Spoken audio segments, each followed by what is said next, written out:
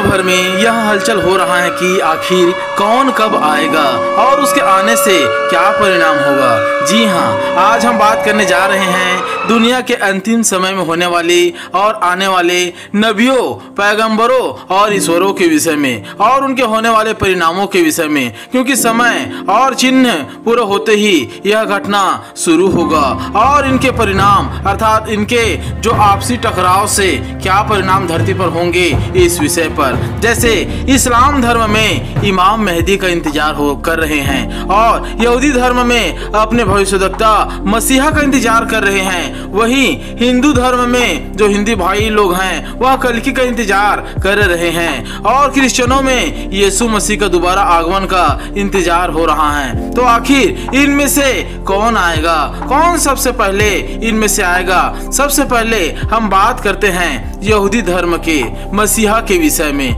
यहूदी धर्म का यह मान्यता है कि उनका अपना मसीहा और राजा आएगा जो यहूदियों पर राज्य करेगा और शांति स्थापना करेगा, भाईचारे के कार्यों को बढ़ाएगा जो अंत के समय में पूरा होगा।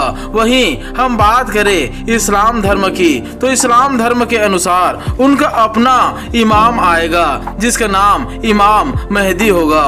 यह इमाम मेहदी 12 मेहदियों में से एक होगा जो शांति स्थापना के लिए कार्य करेगा और इस्लाम में अमन शांति के लिए कार्य करेगा और फिर कुछ सालों बाद कुर्बान हो जाएगा, अर्थात उनका वध कर दिया जाएगा या तो उठा लिया जाएगा। इसको आप सब याद रखिएगा, इन बातों को आप सब पूरे तरीके से याद रखिएगा कि इनके विषय में और क्या आगे मैं बोलने वाला हूँ। इस्लाम के 12 इमाम के अनुसार एक इमाम अली भी है और दूसरा मूसा भी है और इन्हीं 12 में से इमाम मेहदी भी होगा।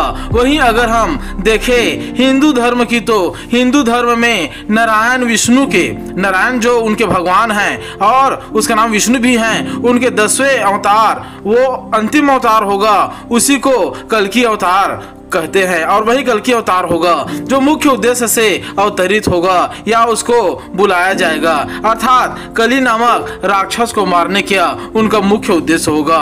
और यह अवतार कलयुग के अंतिम समय में होगा और जो कल्कि होगा वह सफेद घोड़े में सवार होकर आएगा। अब इस बात पर भी आप सब विचार करिएगा और याद करिएगा, वह कली नामक प्राणी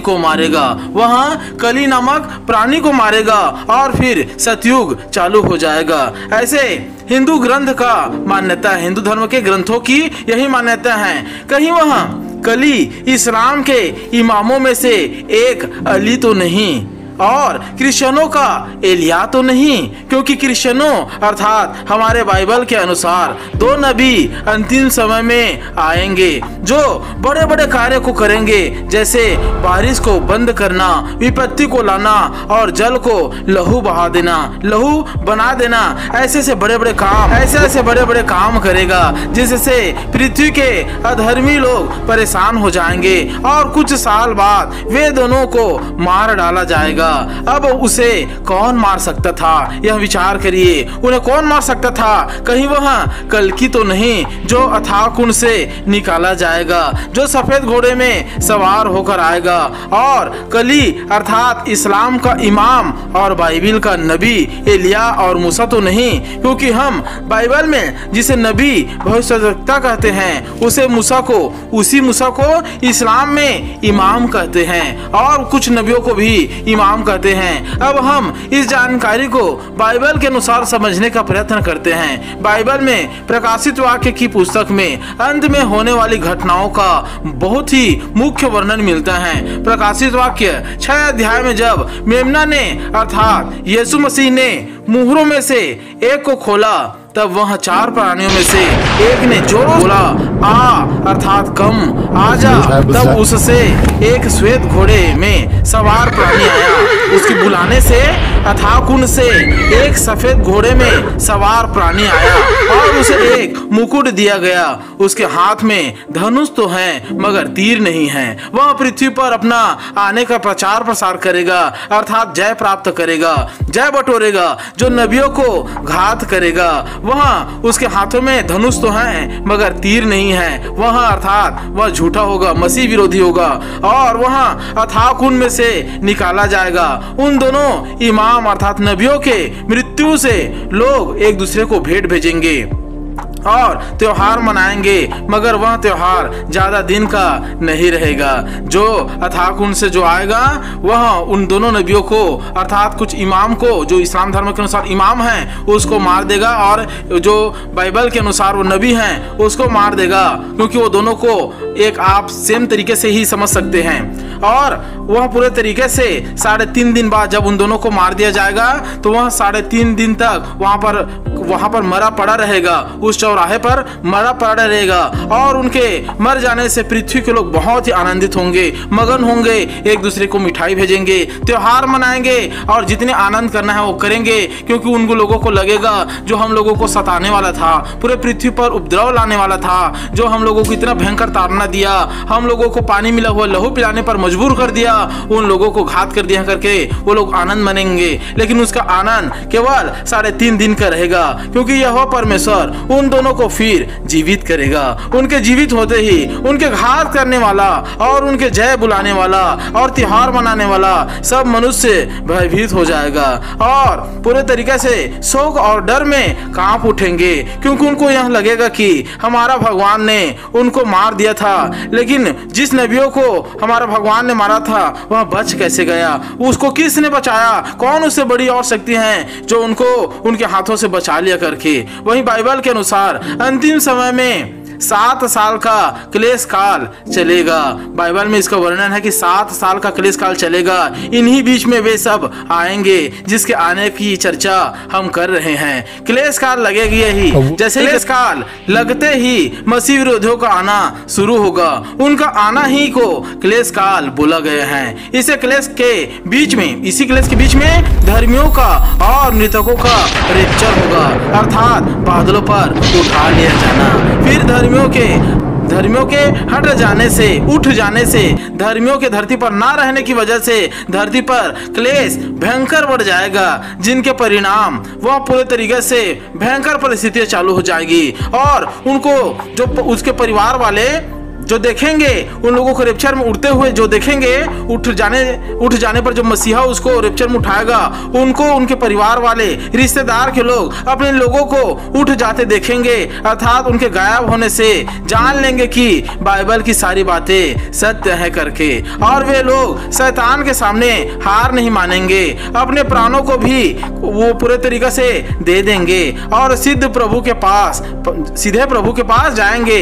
बचे आधे क्लेश काल में जहां मसीह विरोधी जोरों से काम करेगा, अर्थात एंटी क्राइस्ट जोरों से काम करेगा। इस बीच शेष संतान जो रेप्चर हो जाने के बाद विश्वास करेंगे उसे यीशु मसीह लेने आएंगे। यह यीशु मसीह का दोबारा आगमन होगा। रेप्चर के बाद यह यीशु मसीह का दोबारा आगमन होगा और फिर मिकाइल आएगा, अर्थात उसी समय में मिकाइल आएगा और प्रभु भी आएगा।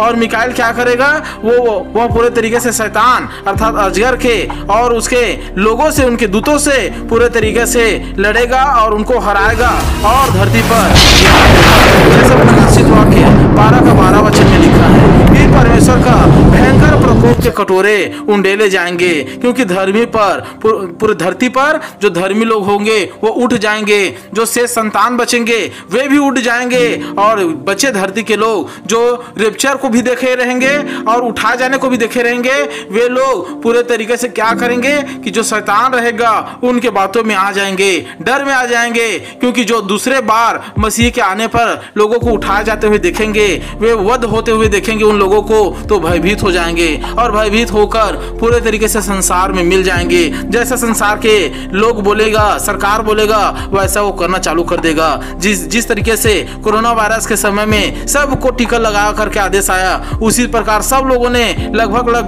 बहुतायत लोगों ने टीका लगाया। लेकिन जो अपने रब या खुदा को मानते हैं उनमें से बहुत से लोग ने उस टीका को नहीं भी लगवाया है। उसी प्रकार वो अंतिम क्लेश काल में जो 7 साल का होगा, भयंकर उपद्रव होगा और इतने उपद्रव के बढ़ जाने के कारण से सब लोग संसार में अर्थात शैतान के अधीन हो जाएंगे और पूरे तरीके से हाहाकार होगा। तब परमेश्वर अपने प्रकोप के 7 कटोरे को उंडेला जाएगा और पृथ्वी के बचे लोगों को भयानक सजा देंगे। वे लोग अपने मौत को पुकारेंगे, मगर विश्वासी भाइयों, उन लोगों को मौत भी नहीं होगी। अपने पत्थरों के पास जाएंगे और अपने छिपने के स्थान को ढूंढेंगे और उनके पास जाकर कहेंगे कि हमें अगर बचा नहीं सकते तो हमें मार डाल, मगर फिर भी कुछ नहीं होगा।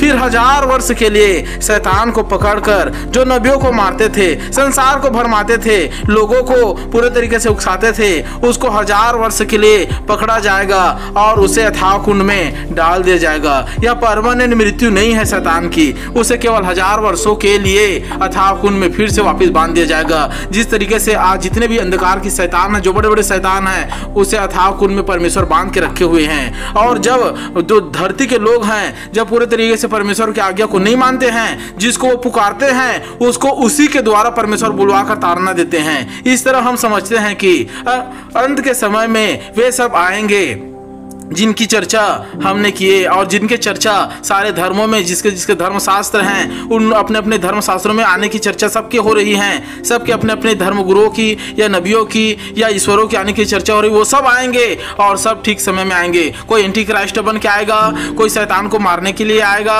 और कोई पूरे तरीके से उसको गिराने के लिए आएगा, तो कोई साथ देने के लिए आएगा और कोई धर्म स्थापना के लिए आएगा। यह सारे चीज एक ही साथ होगा और एक ही साथ एक दूसरे से सारे के सारे टकराएंगे और पूरे तरीके से।